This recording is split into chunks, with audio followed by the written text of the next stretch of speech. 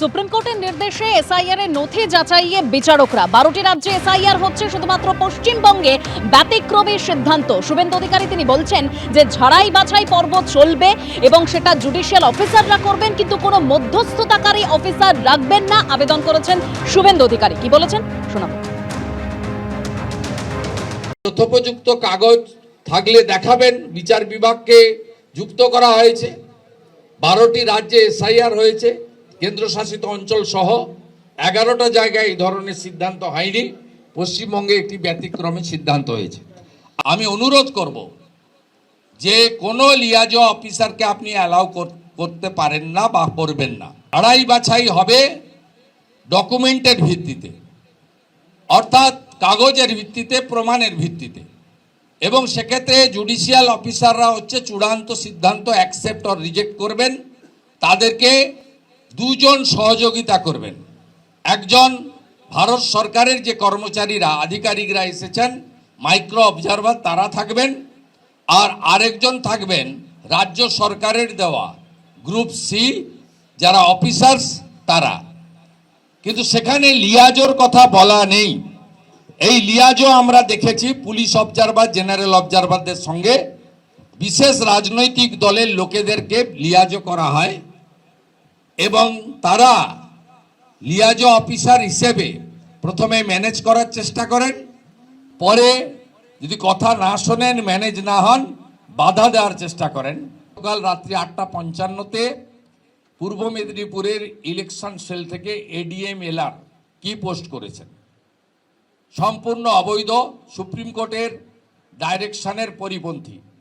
West বেঙ্গলকে অনুরোধ করব যে এর বিরুদ্ধে ব্যবস্থা নেওয়ার জন্য।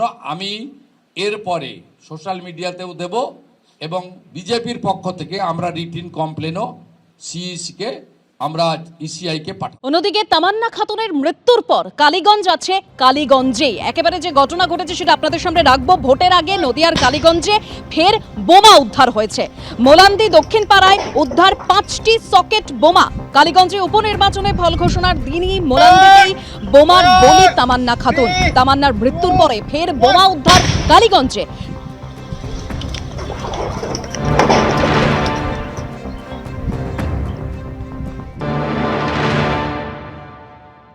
আমি এসপির কাছে, প্রশাসনের কাছে অনুরোধ করছি যে মোলান্দি একটা খতরনাক জায়গা। মোলান্দি কতটা খারাপ জায়গা যে একটা ছোট্ট শিশুর প্রাণ নিতেও 1 মিনিটও হবে না। তাই আমি তামান্নার কাছে, এসপির কাছে, প্রশাসনের কাছে অনুরোধ করছি যে এখানে কেন্দ্র বাহিনী, ভোটের আগে, ভোটের সময় কেন্দ্র বাহিনী বাড়ানো হোক, এখানে ফৌজ বাড়ানো হোক, যেন ভালো মতো ভোট হয় আর কোনো মায়ের কোল খালি না হোক, কোনো সন্তানের পিতা না যাক। সব আইন শৃঙ্খলা মেনে ভালো মতো যেন ভোট সম্পূর্ণ হয়।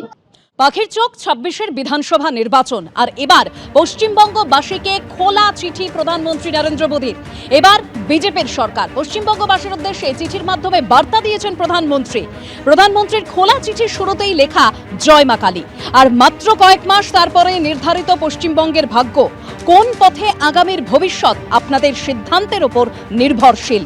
স্বপ্নের সোনার বাংলার আবাল বৃদ্ধ বনিতা আজ চরম বঞ্চনার শিকার। তাদের যন্ত্রণায় আমার হৃদয়ও আজ ভারাক্রান্ত। অন্তরের অন্তঃস্থল থেকে আমি একটি সংকল্প গ্রহণ করেছি, পশ্চিমবঙ্গকে বিকশিত ও সমৃদ্ধ করে তোলার সংকল্প। রাজ্যের চরম অসহযোগিতা সত্ত্বেও জনধন যোজনায় উপকৃত 5 কোটি মানুষ। স্বচ্ছ ভারত অভিযানের মাধ্যমে রাজ্যে 85 লক্ষ শৌচালয় তৈরি হয়েছে।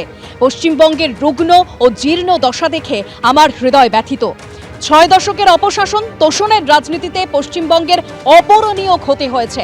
চিঠির মাধ্যমে একেবারে এই বার্তা দিয়েছেন প্রধানমন্ত্রী।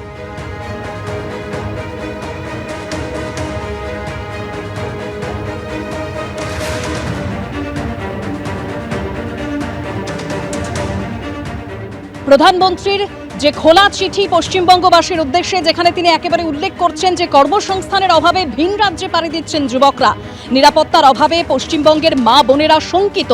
স্বামী বিবেকানন্দ, ঋষি অরবিন্দের মতো যুগপুরুষরা যে পশ্চিমবঙ্গের স্বপ্ন দেখেছিলেন, তা আজ ভোট ব্যাংকের সংকীর্ণ রাজনীতি, হিংসা, নৈরাজ্যে জর্জরিত। এটা আমার কাছে এবং সমগ্র পশ্চিমবঙ্গবাসীর কাছে অত্যন্ত পীড়াদায়ক। আজ এই পুণ্যভূমি অনুপ্রবেশ ও নারী নির্যাতনে কলঙ্কিত। কবিগুরু সোনার বাংলায় আজ ভুয়ো ভোটারের দাপট। নৈরাজ্যের অন্ধকারে ডুবতে থাকা পশ্চিমবঙ্গকে নিয়ে আজ সেরা দেশ চিন্তিত। আর কতদিন আমরা মুখ বুজে সহ্য করব?